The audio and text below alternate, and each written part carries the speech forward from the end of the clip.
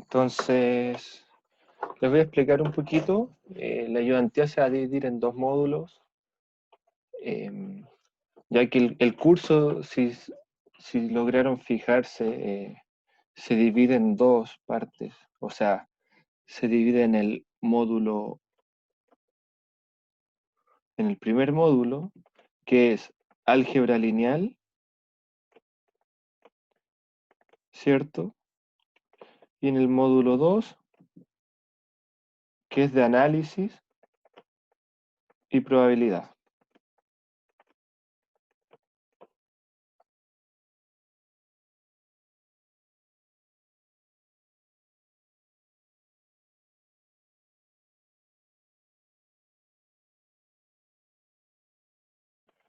Entonces, ¿qué quiere decir esto? Que vamos a resolver ejercicios de temas distintos semana a semana. Eh, Eso le agrega un poquito de dificultad, ya que cuesta un poco más ir estudiando dos marcos teóricos distintos. De cierto modo, incluso se podría decir que son dos cursos separados. También, díganme, me llamo Manuel Torres, pueden decirme Manu. Eh, Me pueden escribir al correo, se los voy a dejar escrito. El mail, ¿cierto? Yo estudio Ingeniería Civil Matemática y licenciatura en Física. Bueno, y seguramente ya he sido ayudante de ustedes en algún otro curso, o si no, bueno, primera vez que me pueden tener de ayudante. Ya no es primera vez que hago ayudantes acá en la Universidad de O'Higgins. Bueno, eso respecto a las presentaciones. Entonces, ¿de qué va a tratar el curso?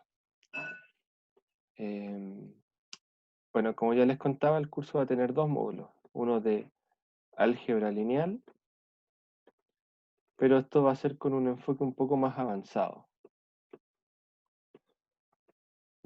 Yo diría que no es álgebra lineal avanzada, pero sí álgebra lineal aplicada, mejor dicho.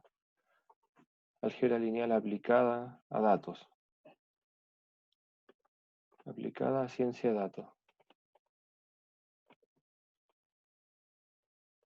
Y en paralelo vamos a estudiar análisis, que esto es lo interesante, es lo que le da nombre a la asignatura,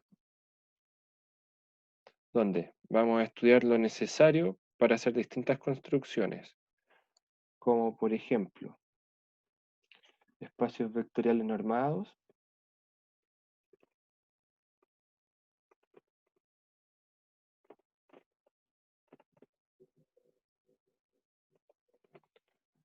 eh, espacios con producto interno, espacios vectoriales,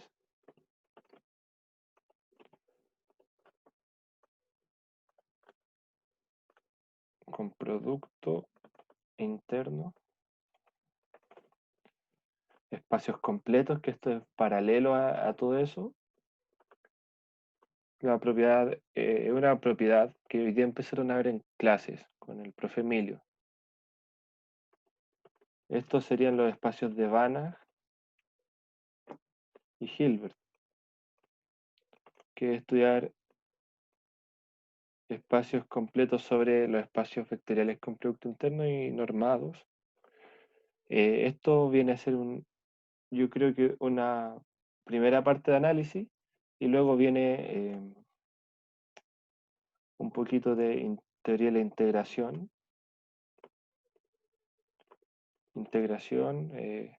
Lebesgue, espacios LP,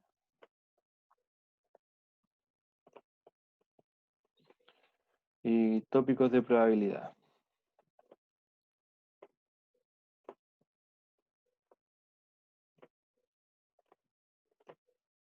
¿Ok?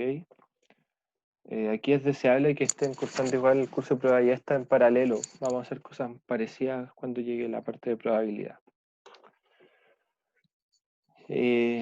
Bueno, la parte de análisis puede estudiarse con distintos niveles de profundidad, pero en casos más genéricos que esto, con más o con menos herramientas, pero también todo esto enfocado a ciencia de datos,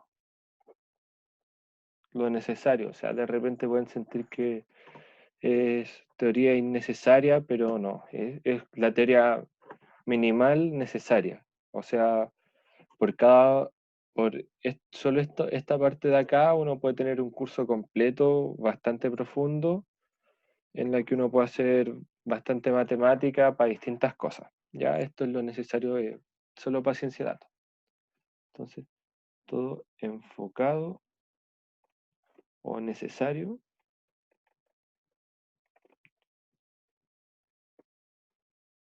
para ciencia de datos. ¿Ok? Así que bueno, eso.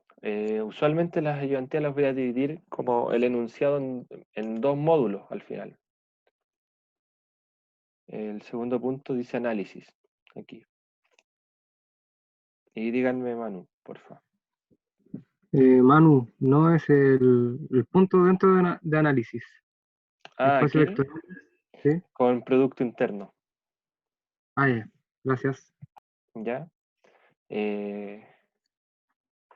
Lo otro, también yo voy a subir al final de la clase las notas. Entonces, no es necesario que escriban toda la clase, ¿ya? Sí recomiendo prestar mucha atención y si no escriben, transcribir después, ¿ya? Aprender a redactar demostraciones, porque ya este es un curso de matemática más riguroso que los que han tenido antes. O sea, yo creo que el salto de cálculo a estudiar análisis es bastante y la formalidad que han tenido, por ejemplo, en cursos como matemáticas discretas, no se compara a la formalidad que se les va a exigir. O sea, aquí sí se les va a exigir formalidad, mientras en otros cursos previos se tenía una especie de transición a la formalidad matemática. ¿Ok? Así que bueno, espero que les guste la asignatura, eh, que aprovechen y ya que igual es un curso y si se fijan hay dos ayudantes y dos profes, entonces aprovechen harto eso. Y como son pocos, también. Ojalá lo disfruten. Así que vamos a empezar con los problemas. El problema uno es un teorema clásico de dimensión. O sea, yo tengo dos espacios vectoriales. Por ejemplo, este espacio de acá, ¿cierto? Y este espacio de acá, donde obviamente, bueno, todo esto es subconjunto de R3, pero fíjense que un subespacio, bueno, voy a dibujar bases para el espacio 1 y para el espacio 2. Espacio 1,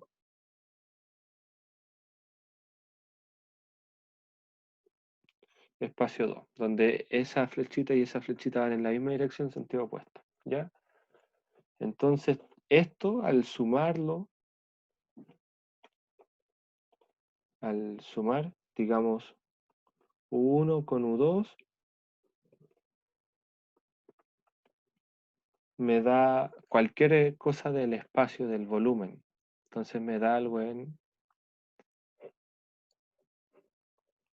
un espacio vectorial de dimensiones mayores a las que ellos tenían originalmente.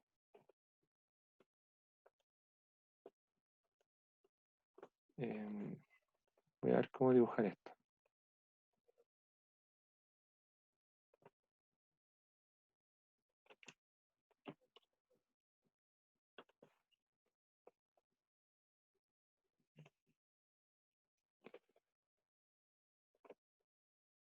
Bueno, ahí algo, algo sale.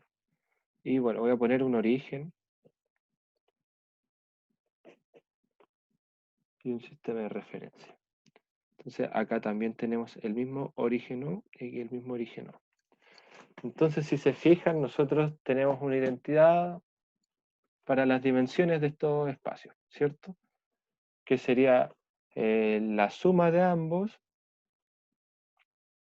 más la dimensión de la suma, que sería esto de acá, más la dimensión de la intersección, es igual a la dimensión de a la suma de las dimensiones de cada espacio. Por ejemplo, acá tenemos que, en este ejemplo, tenemos que la dimensión de U1 es igual a la dimensión de U2, que vale 2. La dimensión de la suma vale 3. Y la dimensión de la intersección vale 1. Entonces, pues, fácil verificar esta igualdad. Y donde, claro, la intersección es esta coordenada.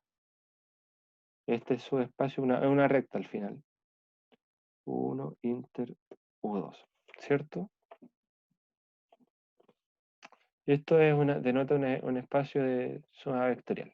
Entonces tenemos que demostrar este teorema. Como repaso, seguramente ya lo hicieron en álgebra lineal, pero ahora nosotros tenemos que saber enfrentarnos a esto y saber demostrarlo. Antes esto era materia para nosotros. Entonces, vamos a partir con la demostración. Bueno, para comenzar,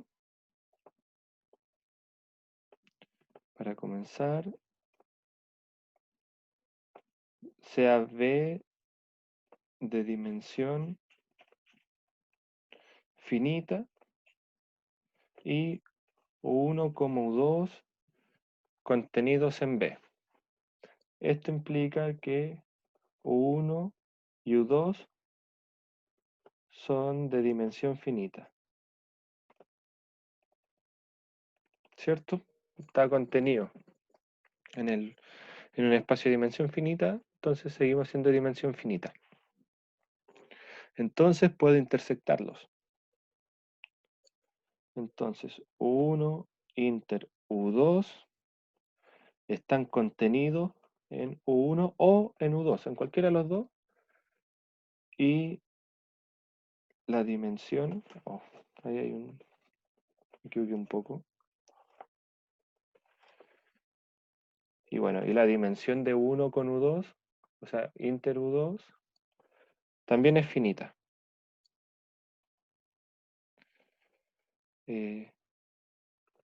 Entonces, digamos que la dimensión de esto es de dimensión m. Fijándolo, sabemos que es un valor finito, ¿cierto? Igual m para m perteneciente en los naturales. Un m, una constante al final.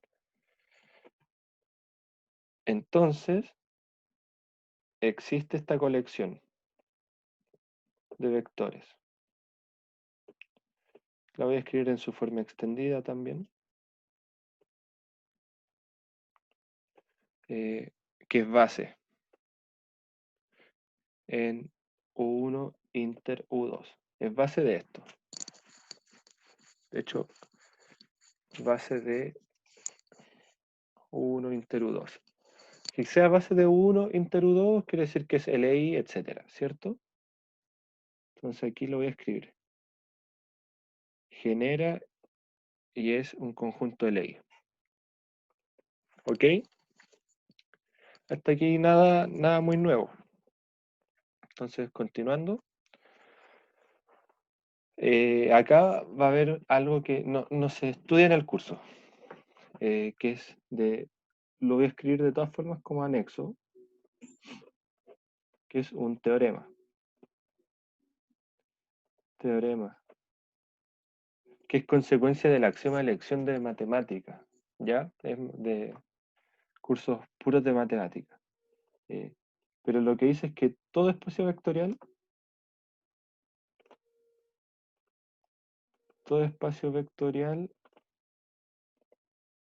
posee una base algebraica. O sea, tenemos derecho a tomar base para todos los espacios vectoriales.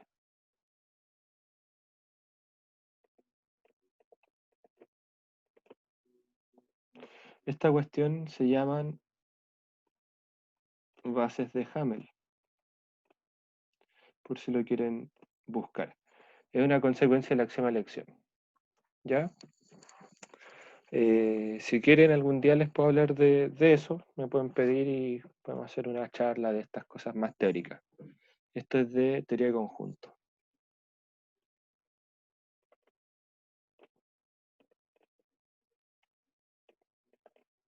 ¿Ya? Y ahora, volviendo,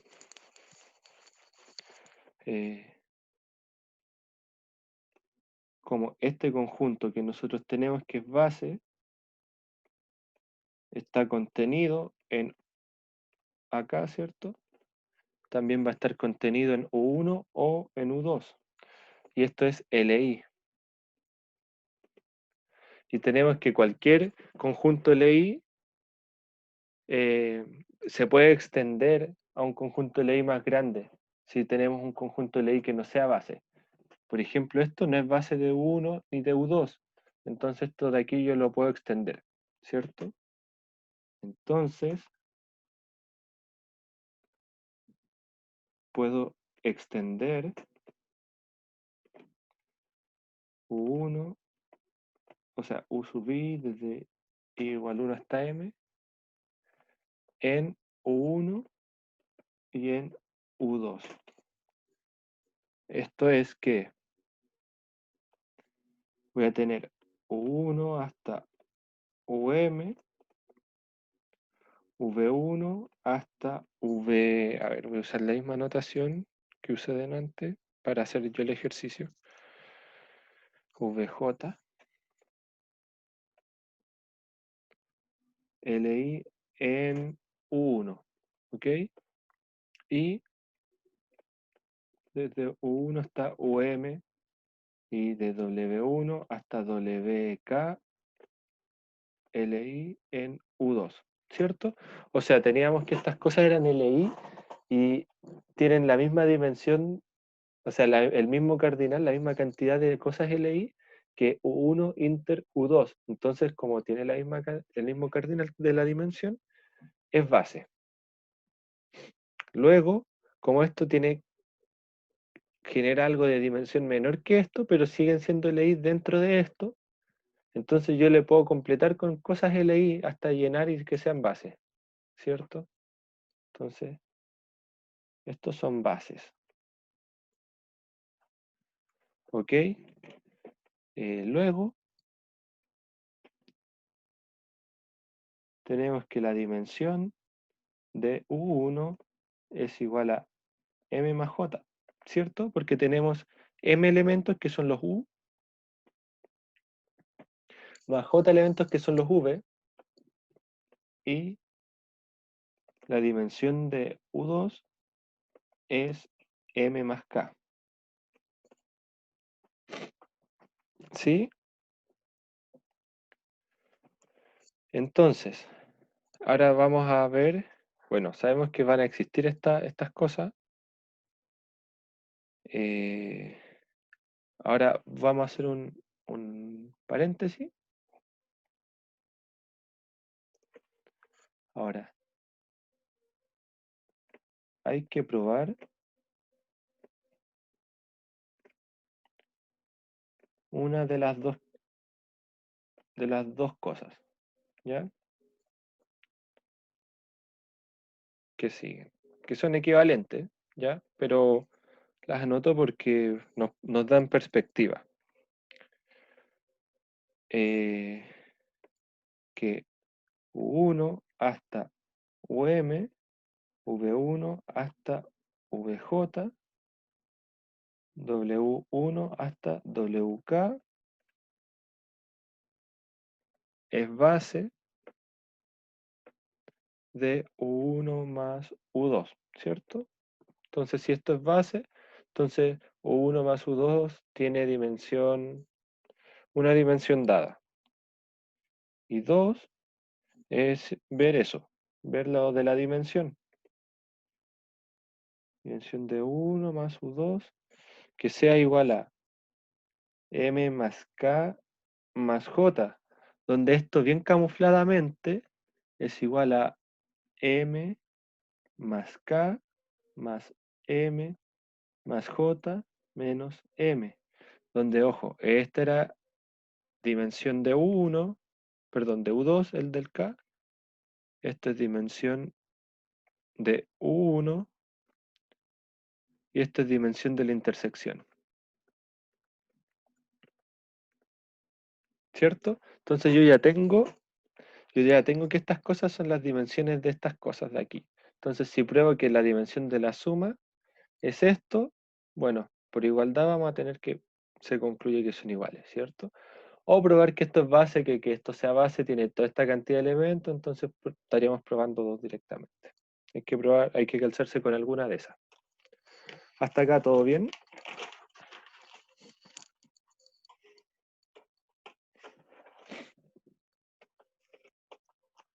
Voy a suponer que sí. Yo voy a demostrar que son bases. Por demostrar que de U1 hasta UM, V1 hasta VJ, W1 hasta WK es base de U1 más U2.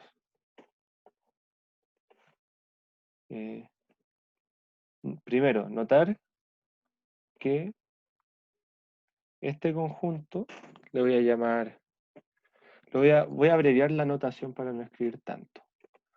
U sub I, V sub J, W sub K, le voy a poner.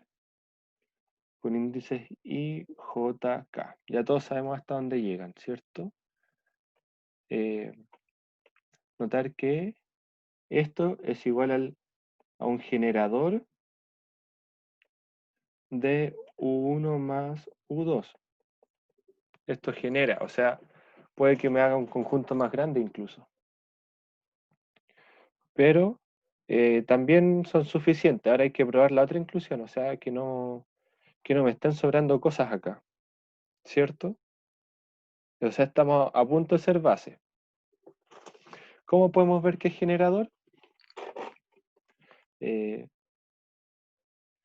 Bueno, podemos verificar que X perteneciente a U1 más U2, sí, solo sí, X es igual a la combinación X es igual a la suma de U1 más U2 con U1 chico perteneciente al espacio U1 y U2 chico perteneciente al espacio U2. Y estos, como están en ese espacio, bueno, escribamos U1 y U2 como combinación lineal en cada espacio, que sería alfa sub I, U sub I, de I igual 1 hasta M, más la suma de I igual 1 hasta J de beta sub I, B sub I, ¿cierto? Esto es U1, que es escribir algo en función de la base de U1 grande, ¿cierto? Más, bueno, escribamos ahora U2, I igual 1 hasta M de alfa sub I barra, ¿cierto? U sub I más esto, ¿cierto? Aquí hasta acá, W sub I. ¿Sí? Donde, ojo que, bueno, lo voy a escribir de todas formas, por si lo leen después. Esto de aquí es la combinación lineal que forma a U1, esta es la combinación lineal que forma a U2.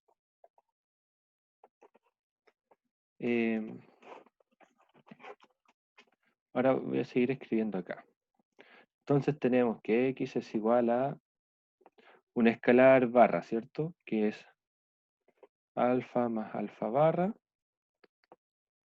U sub I, ¿cierto? Porque estos tienen la misma base, entonces se puede juntar. Recuerden que los vectores conmutan, asocian, distribuyen decentemente la suma el producto escalar sobre la suma.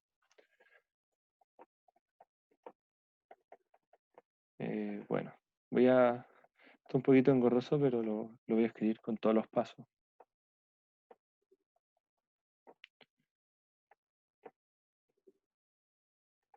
Entonces aquí tenemos que esto lo podemos redefinir como otro escalar. pongámosle delta sub i.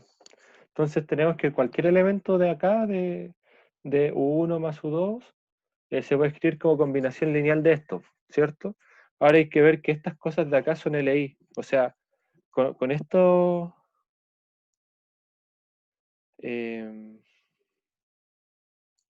con esto de aquí, incluso podríamos seguir probando para ver que esto sea base.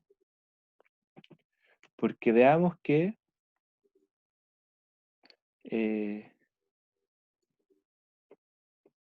para ver que a este conjunto de aquí, que el generador de U1 más U2 es base, hay que ver qué ocurre cuando generamos el cero.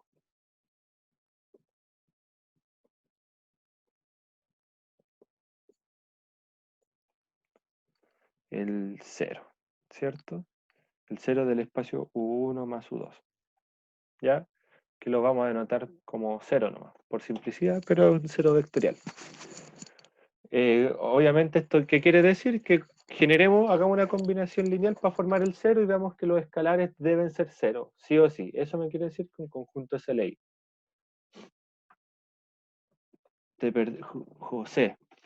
Ya, cuéntame en qué parte. Para. Manu, me perdí la parte donde metiste la sumatoria.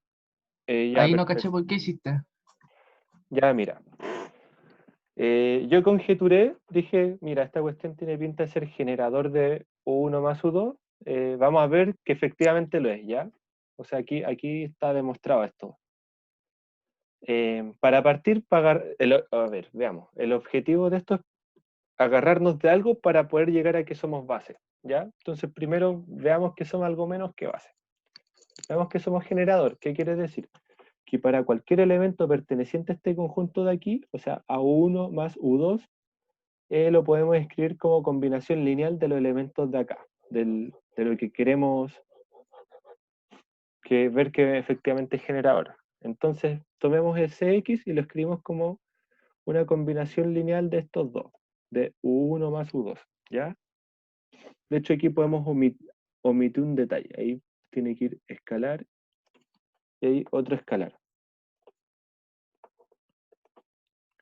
¿Cierto? Eso es combinación lineal. Ahí voy a poner lambda, mu en R. ¿Es importante esos escalares? No tanto, no para nada, porque, bueno, U1, bueno, un elemento que pertenece al espacio U1 más U2 es un elemento que se escribe como la suma de dos elementos del espacio U1 más U2. Entonces, o sea, la suma de un elemento de U1 más la suma de un elemento de U2. Entonces, por así decirlo, aquí se omite el escalar, no es necesario, ¿cierto? Entonces, aquí tengo la definición de esto de acá. Lo tengo en esta línea. Luego yo tengo que U1 tiene su propia base y U2 tiene su propia base. Entonces, este de aquí lo puedo escribir en términos de esa base. La base de U1, si volvemos, eran los U y los V. Y la base de U2 eran los U y los W, ¿cierto? Porque U es la base de la intersección y los V y los W son como la extensión de esto, que es meter cosas que faltan hasta ser base. Y sabemos que existe por este teorema de acá. Sabemos que algo existe que puede cumplir eso. Que todo espacio vectorial tiene una base. Entonces, bueno, escribimos U1 como combinación lineal de elementos de la base de U1 y escribimos U2 chica como combinación de elementos de la base de U2 grande. Luego reordeno, que sería juntar, bueno, las dos sumas con la base de los U, ¿cierto? Que se repiten, están en ambos. Y eso me da otro escalar. Entonces sigue siendo combinación lineal común y corriente. Entonces efectivamente puedo generar cualquier elemento de este espacio como combinación lineal de estas cosas de aquí. Ahora hay que ver que son LI, que es decir que en realidad no le sobran cosas al generador. ¿Se entiende ahora? Sí, Manu, muchas gracias. Ya, perfecto. Entonces ahora vamos a ver qué son LI y vamos a concluir. Entonces, veamos que 0 es igual a la suma desde i igual 1 hasta m. Voy a tomar el alfa, bueno, voy a tomar el alfa i más alfa y barra, pero eso es como un alfa nomás, es otro escalar. Suma de escalares, productos escalares, lo podemos juntar en otro escalar nomás.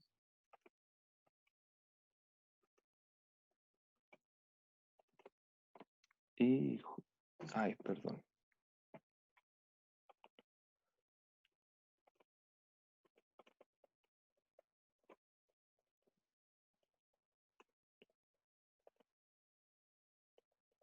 Ya, hay que ver esto.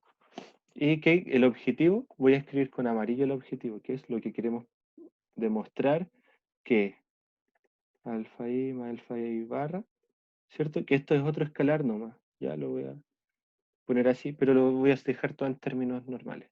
Esto es igual a esto, es igual a esto, igual a 0. O sea, son todos 0 para todo i. Para todo i en los naturales. Ya me voy a la segura, aunque hay más, los naturales son más índices que los que me pide, pero ya, filo, no quiero escribir tanto. ¿Ya? Entonces, tenemos que ver que los escalares sean 0 y podemos concluir que estos set de vectores son LI. Tenemos entonces que los u sub i, o bueno, lo voy a escribir de la forma correcta. U1 hasta UM, B1 hasta BJ es LI en U1. Análogamente, vamos a tener un resultado similar en U2. Pero el problema es que yo puedo asegurar que estos coeficientes alfas con los betas se van a hacer 0 simultáneos y que los alfa con los gamma se hacen 0. Pero este cruzado de acá es el conflictivo. ¿Qué me dice que W y B sean LI? Bueno, veamos qué son LI. Veamos que B1 hasta BJ, gamma 1 hasta gamma... Ay, perdón, no sé por qué mezclo los escalares. W1 hasta WK es LI. En algún lado quizá. Notemos que en algún lado es que sean LI en U1 más U2 en realidad. Fijémonos que nosotros tenemos que, esto de aquí es LI en U1, LI en U2. Y esto de aquí no está en U1, no pertenece a U1. Son cosas que no están en ese espacio. Y acá no están en U2, ¿cierto? Entonces no, ni siquiera es LD de esto. Entonces no LD. Entonces, los B sub I son no LD de cosas de U2. Y el otro argumento análogo. Entonces ahora tenemos que estos B, estos W son LI, ¿cierto? Porque son no LD, que es como ser no LI, ¿cierto? Por doble negación. Voy a escribir el otro. Y W sub I de U1. Entonces aquí lo tenemos. Tenemos que estas bases, ¿qué está pasando aquí? Estos vectores de acá que forman base no van a depender de estos de acá que forman base porque son complementarios. De hecho, estos espacios se pueden sumar por suma directa. Esta suma de espacios, de lo que genera este cachito y este cachito, es lo mismo que sumar mediante suma directa, que es sumar todo sin la intersección. Y esta es la intersección aparte, ¿cierto?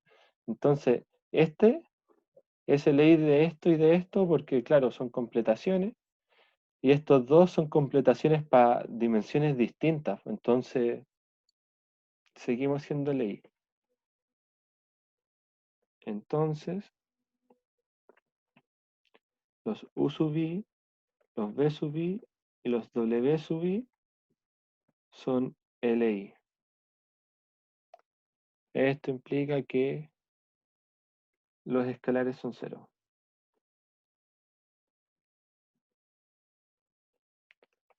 ¿Cierto? Que, bueno, esto es una equivalencia.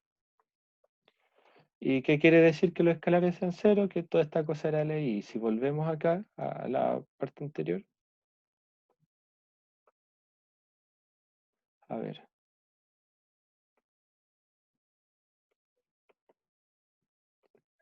Oh, wow, escribí bastante, pensé que había escrito una pizarra menos. Tenemos entonces que como son LI, en U1 más U2 somos bases. Entonces tenemos, y 1 y 2 son equivalentes. Entonces, a ver, voy a ver cómo agregar una pizarra aquí. Buena, bacán, sí se pudo. Entonces, para concluir,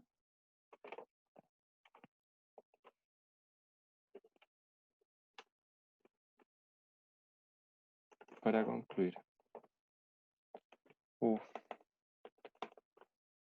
ver, disculpen, pero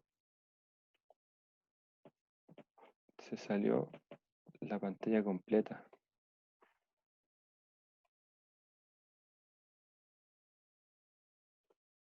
Ahí sí. Ahora sí, para concluir, que se había salido la pantalla completa por eso. Tenemos que el conjunto, este conjunto feo,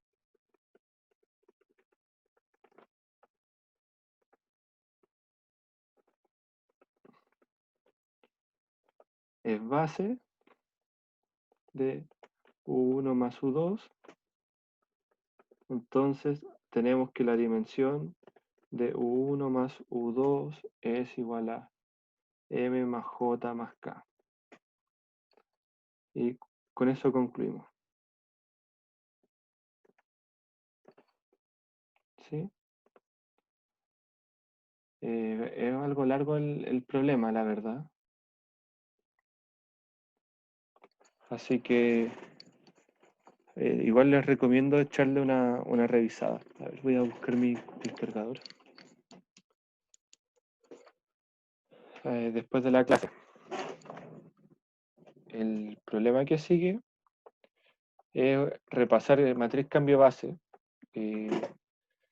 Voy a saltarlo por ahora para verlo quizás si tenemos tiempo al final de la clase. Porque hay problemas más importantes. Este es un repaso, ¿ya? Así que pueden intentar hacerlo para repasar porque en la clase que sigue lo van a necesitar tener fresco, ¿ya? Les recomiendo repasar. Veamos este problema ahora. De norma matricial se define entonces, bueno, tenemos que las matrices son una estructura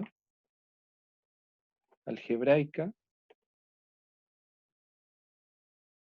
de I filas y J columnas, ¿ya?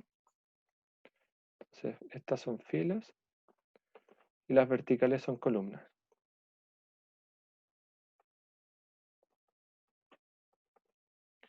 Entonces aquí va a estar el A sub IJ, ¿cierto? Que va a estar en algún punto de esto. Entonces vamos a definir sobre el conjunto de las matrices de M por N sobre el cuerpo de los reales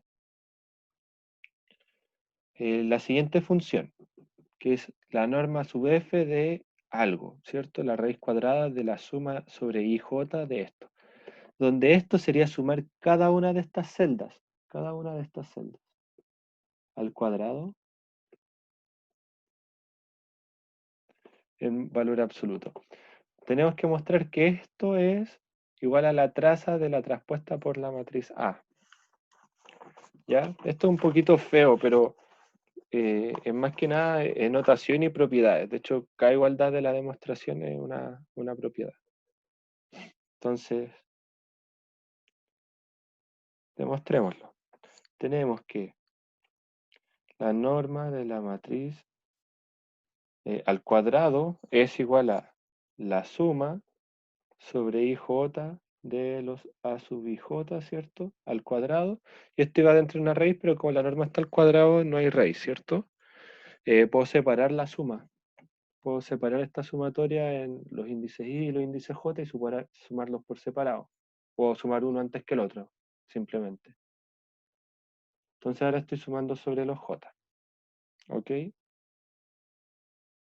Completamente válido porque la suma es conmutativa y asociativa.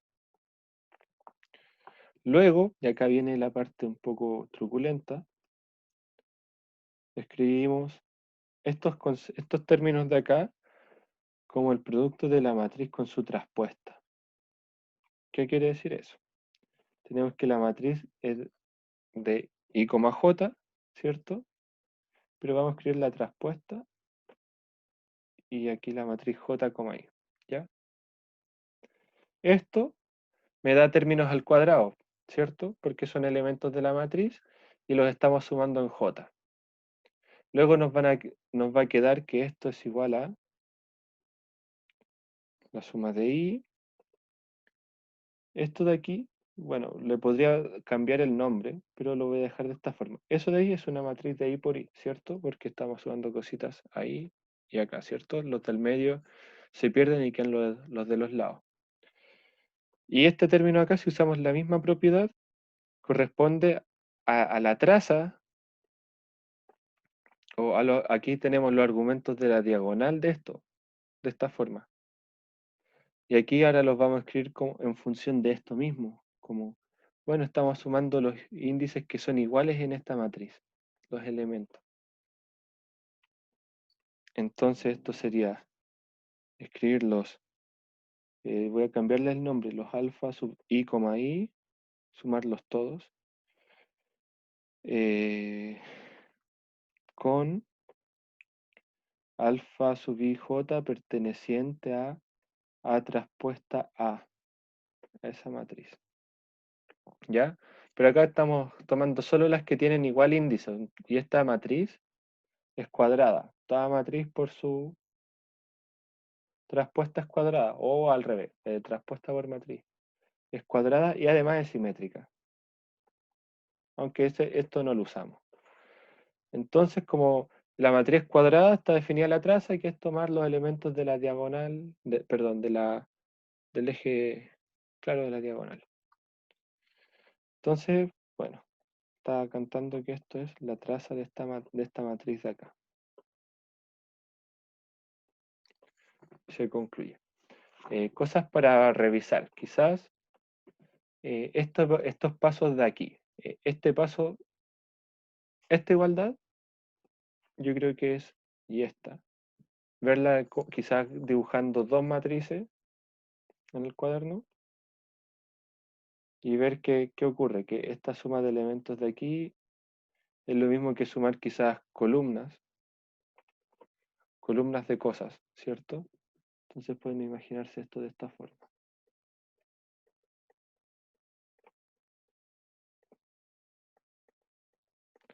Aquí tenemos 4, entonces tenemos que hacer eso. ¿Ya? Donde una sea A, la otra sea A traspuesta y la otra A. ¿Ok? Entonces aquí me queda algo de I por I. Durante el semestre vamos a ver muchas normas matriciales, ¿ya? Porque, bueno, el tema de la norma, ver convergencia en estas cosas es propio del análisis y ver cosas de matrices es propio de la álgebra lineal. Entonces, este curso es perfecto para estudiar eso. Ahora sigamos con la siguiente. Ahora, en Rn, esto es una norma en Rn. Para P mayor o igual que 1, sea X perteneciente a Rn, consideremos la siguiente función, que es la norma P. Antes voy a recordar un resultado, que es la desigualdad, perdón,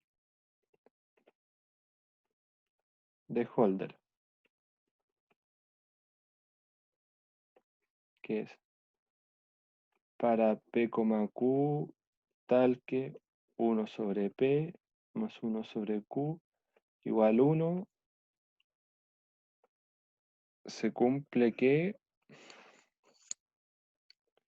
la norma de XY en 1, la norma 1 es menor o igual que la norma P por la norma Q del otro.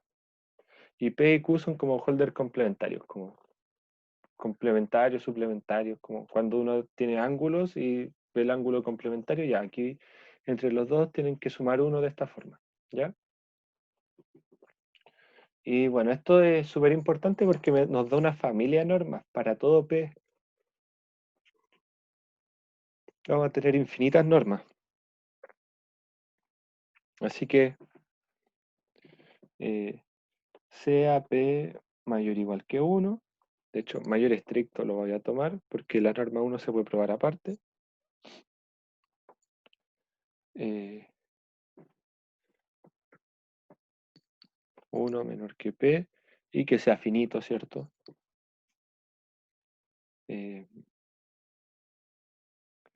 Veamos que esta cosa nos da el 0. La primera condición, la norma de 0P es igual a la suma de puras componentes 0, del vector 0, ¿cierto? Elevado a P. Y esto evidentemente es 0, ¿cierto? Entonces ahí tenemos la primera propiedad. La segunda del producto escalar. O sea que la norma de lambda x en P es igual a la suma de i igual 1 hasta n de lambda xi elevado a P en raíz pésima. Esto es igual a, yo puedo sacar el lambda, ¿cierto? Por propiedad del valor absoluto, todo esto está elevado a P, y el lambda a la P está multiplicando a todos los xi. Entonces yo puedo tener lambda a la P, suma de los xi a la P, 1 sobre P, ¿cierto? Entonces, bueno, está claro que el lambda puede salir de la raíz porque está elevado a P. Entonces me queda el lambda afuera, obviamente en valor absoluto. Y nos queda la norma P, ¿cierto? Este sale. Y este es la norma.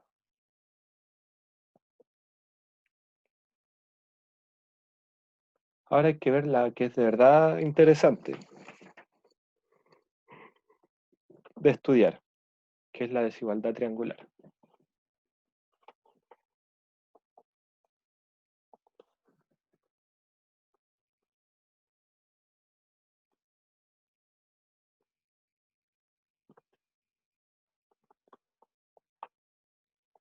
Entonces,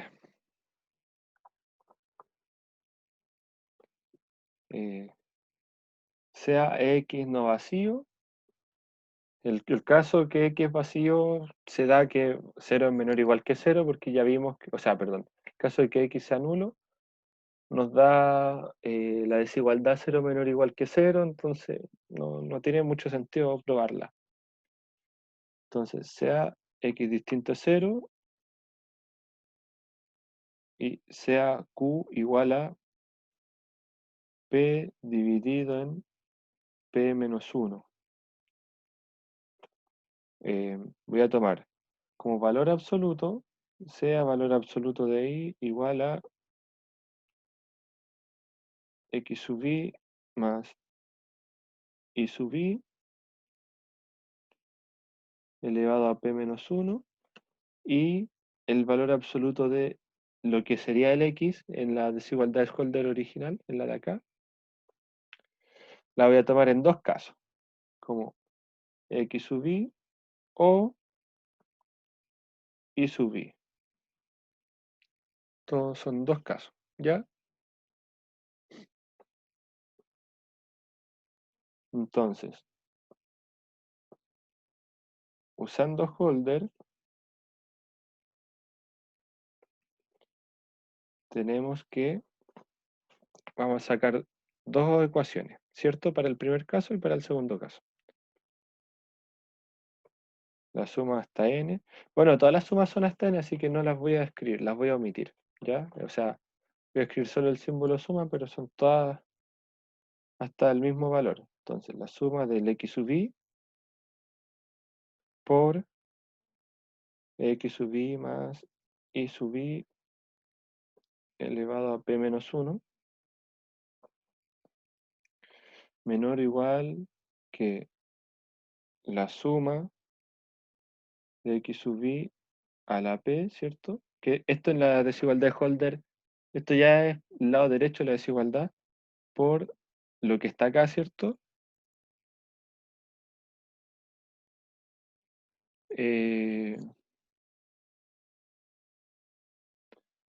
Esto va a estar un poquito más feo de escribir. X sub i más y sub i elevado a p menos 1, que es el valor del término de aquí, ¿cierto? Que además va a estar elevado a 1 sobre q. Entonces, elevado a p menos 1 sobre p. Y cerrando ahora este paréntesis de acá, va a volver a estar elevado, pero a, perdón, este está elevado a q y ahora va a estar elevado a 1 sobre q. Y me parece que lo escribí al revés.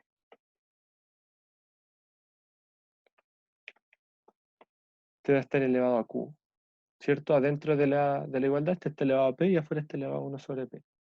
Entonces, dentro va a estar elevado a q, que es p sobre p menos 1, y afuera va a estar elevado a p menos 1 sobre p. ¿Ya? Y esto lo voy a reordenar. Lo voy a escribir.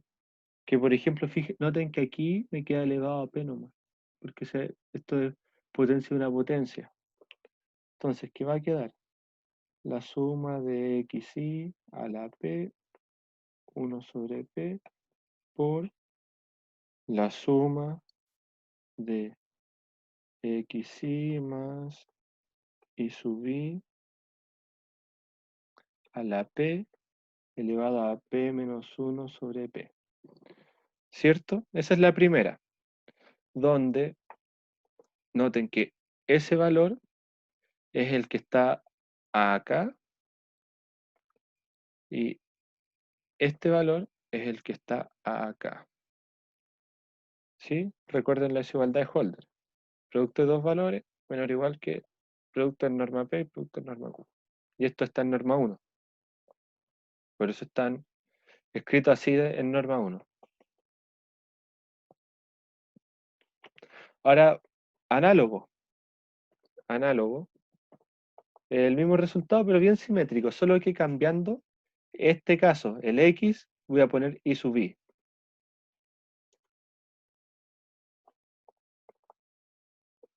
¿Ok? El razonamiento es el mismo. Entonces tenemos norma de I sub I, ¿cierto? Que ese de ahí, por todo lo demás igual.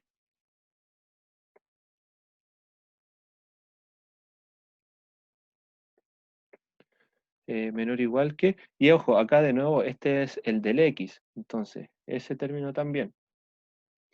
Y subí a la P por, pero este no es el que cambió, ¿cierto? Entonces se mantiene.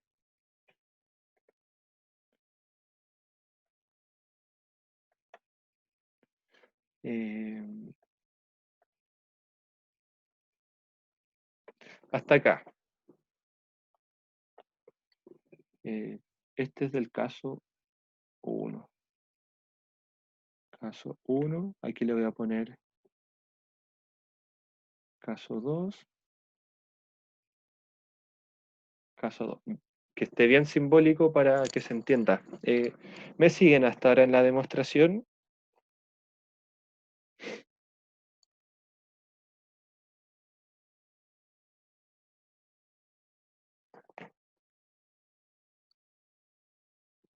Perfecto.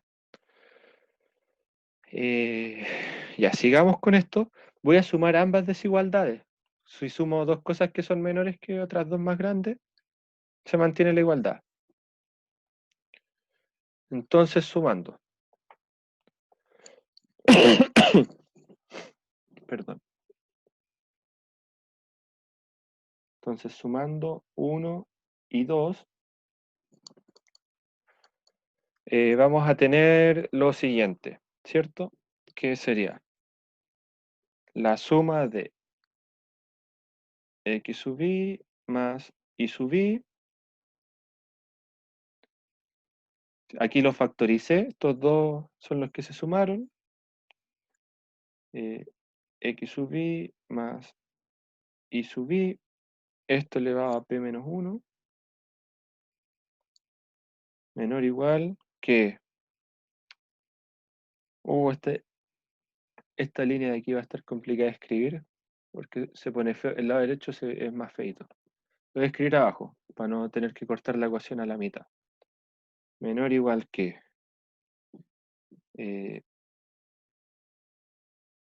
paréntesis, la suma de los x sub i a la p, 1 sobre p, más la suma de los i sub i a la p elevado a 1 sobre p, cierra ese paréntesis,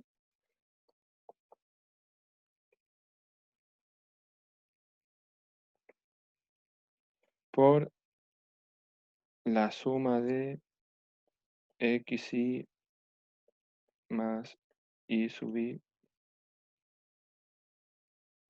a la p elevado a p menos 1 sobre p, ¿cierto? Que era el término del q. Esto de aquí es la factorización de los términos de los casos, ¿cierto? Como sumamos, se podía factorizar. Entonces, equivalentemente, notemos que esto de aquí está elevado a 1. Voy a hacer con amarillo. Y tenemos que 1 es igual a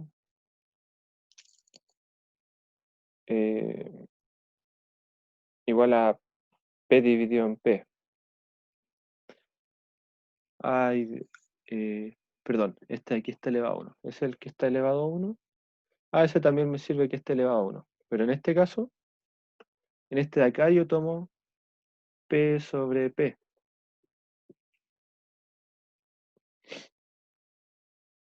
¿Ok?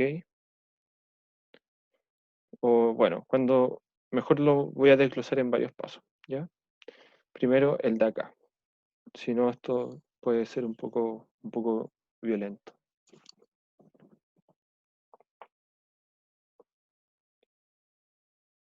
Entonces este de aquí, el lado izquierdo, me va a dar xi más y sub i elevado a p, ¿cierto? Porque es 1 más p menos 1, ¿cierto? Elevado a p.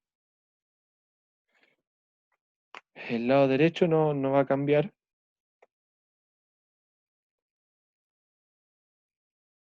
Entonces le voy a escribir menor o igual que el lado derecho se mantiene.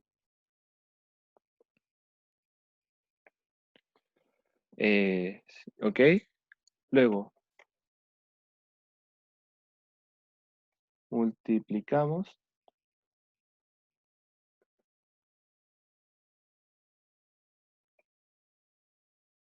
ambos lados por este término.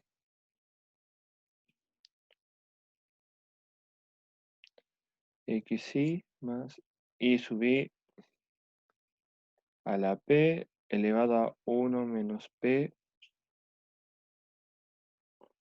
dividido en p.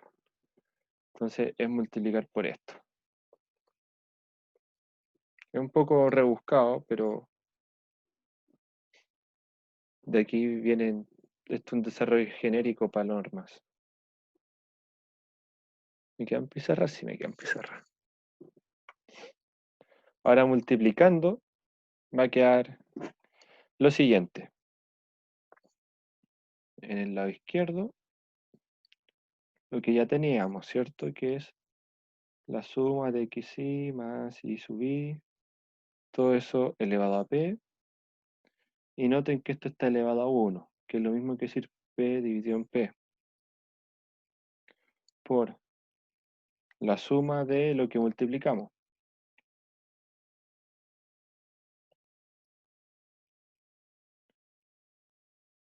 que es 1 menos p sobre p. Esto, si se fijan que es lo mismo lo que estamos multiplicando, cambian las potencias, pero se suman estas, ¿cierto? Entonces esto es lo mismo que decir la suma de xy más y sub i elevado a p. Si se fijan, se suma el p, me queda todo esto elevado a 1 sobre p nomás, simplemente. ¿Sí? Entonces aquí lo voy a escribir simplificando.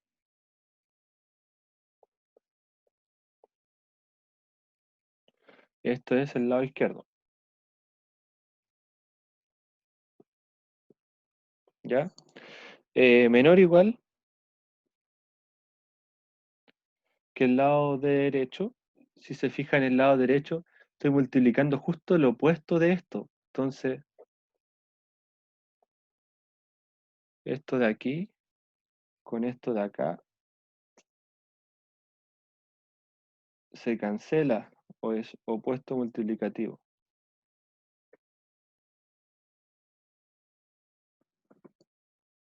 ¿Sí? Entonces me queda solo este término de acá, que es menor o igual que la suma de xy a la p elevado a 1 sobre p más la suma de i sub i a la p elevado a 1 sobre p. Esto de aquí es el lado derecho.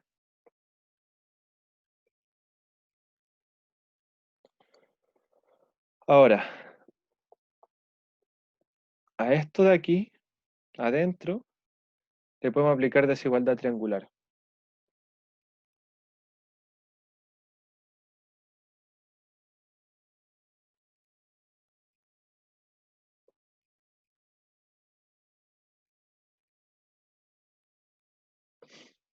Desigualdad triangular del valor absoluto.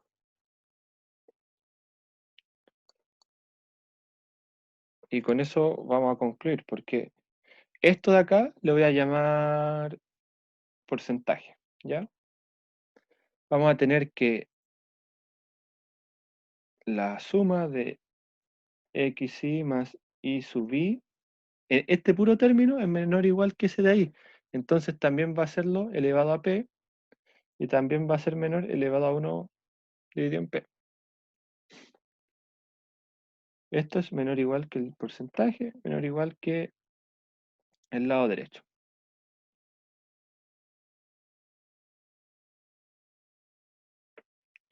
Y concluimos, ¿cierto? Acá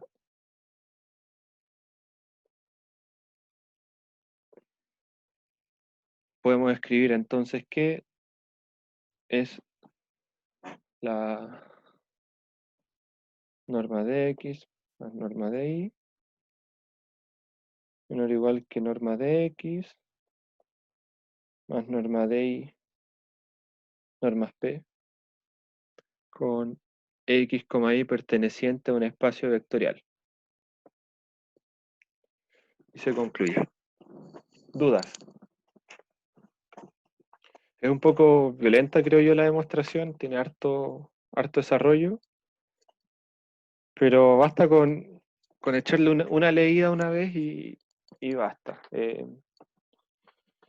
Y después esta misma idea de las normas P se empiezan a definir en varios espacios, en varios contextos, espacios de funciones, espacios de matrices, espacios de funciones continuas, y el desarrollo es lo mismo. Todo depende de la desigualdad de Holder, eso sí.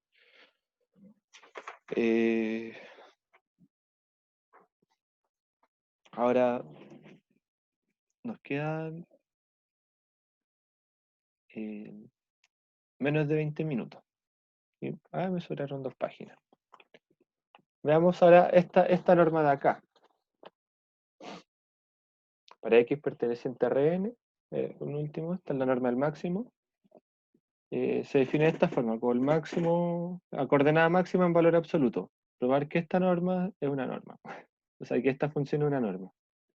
Entonces, si tenemos que de x1, x2, hasta xn, esto es x, ¿cierto? Algo de un espacio vectorial.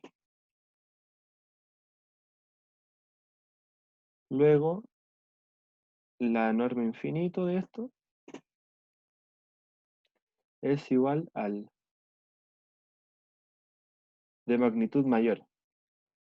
Voy a poner en palabras. Magnitud mayor en respecto a i, o sea, la coordenada de magnitud mayor en valor absoluto. Eso me dice, ¿ya?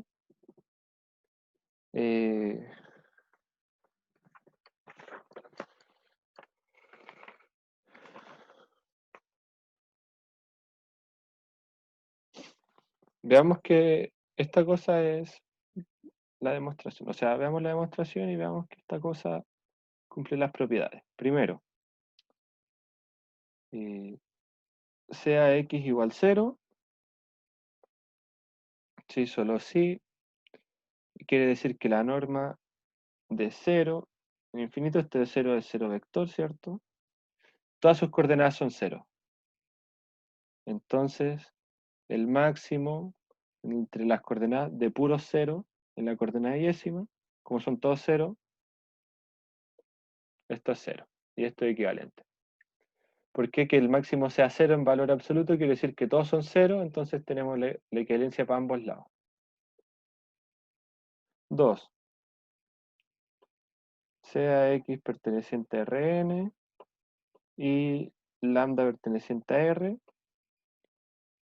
Luego, la norma de lambda x en infinito es igual al máximo y de lambda x sub i, puedo sacar el lambda porque está en todas las coordenadas.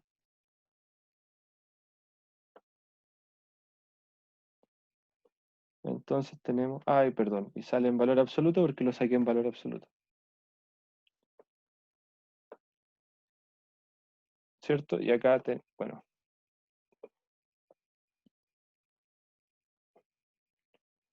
Ahí tenemos esto que es el máximo y esto, ojo, que sale en valor absoluto. ¿Cierto? Porque aquí es producto de cosas en valor absoluto. Y de nuevo, vamos a ver la propiedad interesante.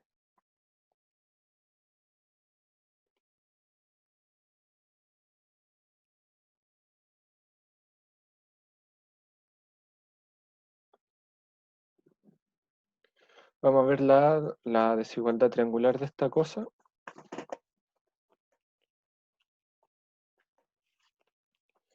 Que sería sean x, y pertenecientes a Rn. Luego vamos a tener que la norma de x más y en infinito es igual al máximo respecto a y en la suma de, o sea, la coordenada, pero en cada coordenada se sumaron estas cosas, ¿cierto? Tenemos que esto es menor o igual por el valor absoluto ¿cierto?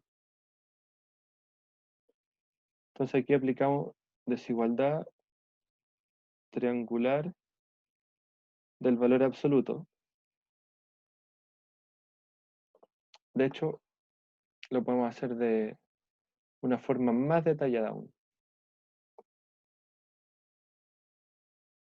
Ah, no. Está bien. Pero está todo este valor en el máximo. Y tenemos que sacar esto, que cada uno tenga su máximo por separado, y el máximo no es lineal, o sea, no lo puedo separar en la suma de máximos. En este caso se va a cumplir, o sea, voy a seguir teniendo cotas, en realidad. A mí me interesa la cota. Entonces, este más el máximo de la suma de acá.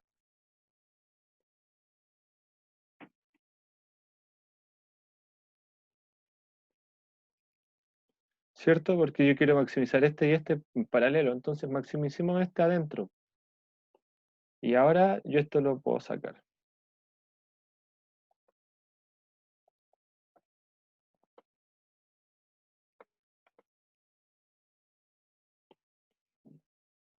Entonces aquí, claro, de esta forma yo recuperé la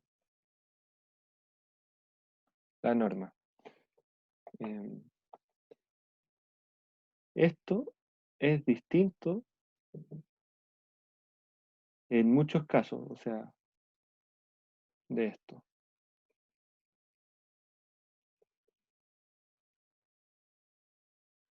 Así que cuidado con esto. Acá estoy buscando en una misma coordenada.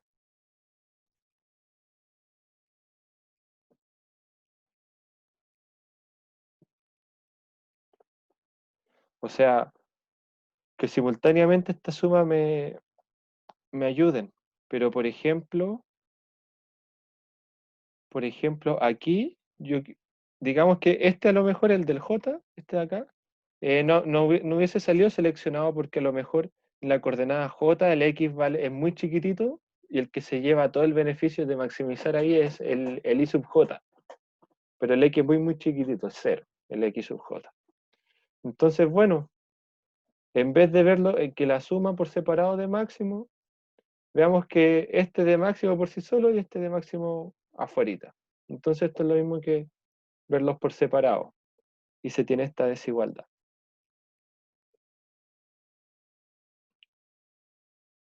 Y acá, bueno, acá sí los podemos separar.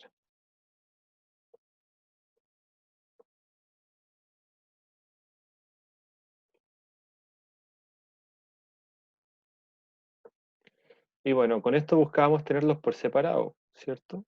Que era para poder concluir la desigualdad. Entonces, se concluye que eso es norma. Veamos el último problema.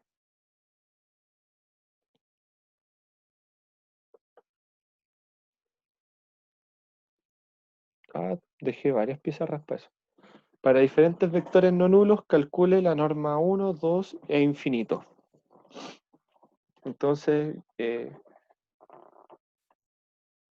voy a proponer un solo vector porque ya estamos en la hora. Nos queda poquito tiempo. Entonces, sea el vector de unos perteneciente a Rn. Esto quiere decir que tiene n unos. Luego, la norma... y esto va a ser x.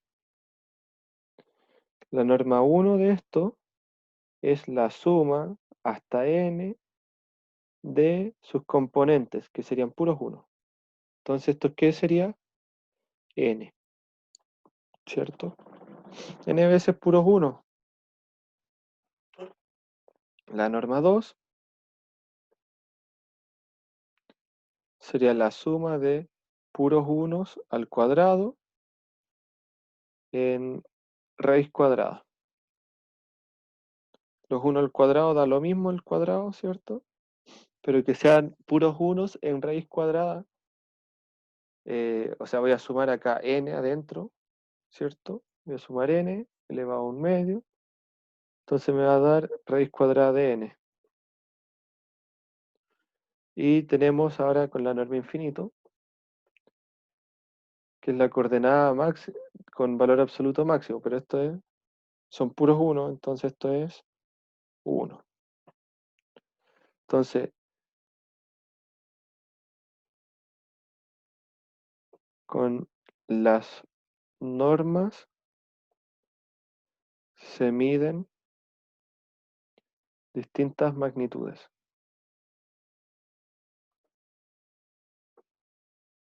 ¿Ya? No sé si tienen una duda de la clase de hoy.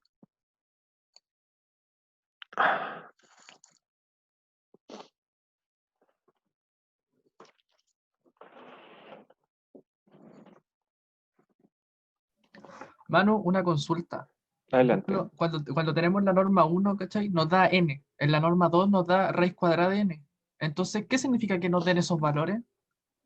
Eh, ya mira, es como el momento de dar la charla. Uno en análisis estudia propiedades y que están relacionadas a qué tan cerca están las cosas. Por ejemplo, yo puedo decirte qué tan cerca están dos puntos sin la necesidad de una idea de distancia. A ver, esto no lo... A ver. Duplicate. Pucha, quiero mover esto para abajo. Move down. Y este lo voy a eliminar. Por ejemplo, respondiendo a la pregunta, ¿qué es lo que se estudia en análisis? ¿Ya? Es una charla larga. Yo quiero estudiar qué tan cerca hay dos puntos, por ejemplo. ¿Qué es ver la convergencia? Vamos a ver varios casos de cercanía y fíjate que en todo esto yo no voy a usar en ningún momento la idea de distancia o norma o métrica. Por ejemplo, yo puedo decir que estos puntos están lo suficientemente separados como para tener estos conjuntos U y B, donde, a ver, X1, X2, donde X1 no pertenece a B y X2 no pertenece a U. Eso es decir que están más cerca que si existe un par de conjuntos de esta forma.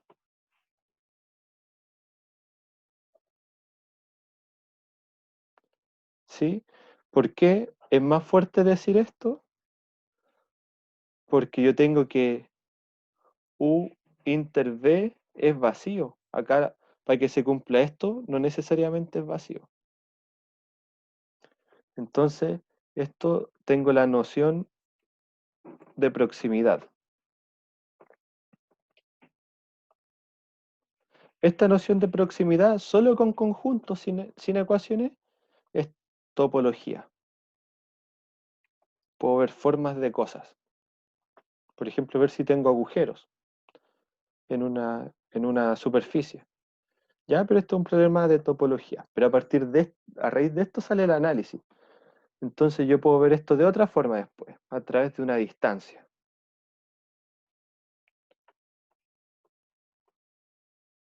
A través de una distancia yo puedo caracterizar si dos puntos están cerca o no.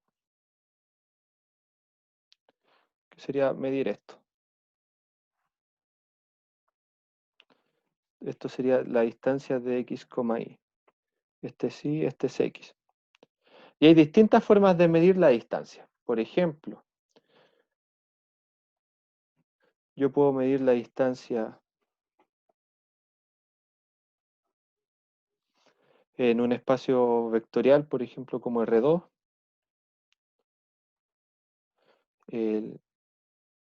La distancia del origen con este punto de acá,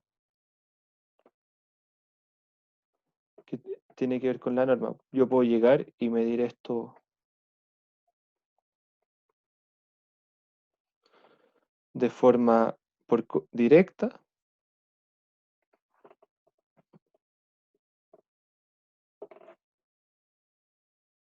¿cierto? O de forma como por coordenadas. ¿Y qué viene a ser la norma? La norma viene a ser la magnitud de esto, que es la distancia respecto a un eje, a un origen. Mientras que para que exista la distancia no necesariamente tiene que existir un origen. Entonces la norma se puede definir solo en un espacio vectorial, porque si te fijas, el espacio vectorial siempre pide que que el cero pertenezca y que el subespacio sea un subconjunto que mantenga el cero. Entonces, ahí está la idea de la norma, que respecto a tu origen, tú mides una magnitud de una o de otra forma. Por ejemplo, tú tienes un producto de conjuntos que es R cruz R, que sería R2, entonces tú puedes medir la magnitud de cierta forma viéndola por coordenadas, por ejemplo. Y esa norma te induce una distancia, y esas distancias son más interpretables. Por ejemplo, si tú caminas en una calle, tú recorres distancias en norma 1, pero si caminas recto a tu, a tu destino, por ejemplo, a través de una plaza, tú estás en norma 2. ¿Ya? Entonces, abstractamente son funciones que verifican la misma noción, y hay funciones bastante más rebuscadas que no son tan intuitivas. Entonces, no todo tiene que ser intuitivo en matemáticas. Y eso nos puede dar distintas distancias, pero tiene otras propiedades que sí se preservan. Por ejemplo, hay propiedades que son topológicas, que son la de la convergencia, que sí se preservan en dimensión finita, que es, por ejemplo, todas las normas son equivalentes, o sea, si converges con norma 1, converges con norma 2, con norma 3, con norma infinito, si el espacio vectorial es de dimensión finita. Pese a que nos den distintos valores, porque al final transformarnos de un valor al otro es como curvar un poco el espacio nomás, o estirarlo como chicle, o estirarlo quizás no uniformemente como chicle, como que una parte del chicle se estire más que otra, pero pasan esas deformaciones quizás.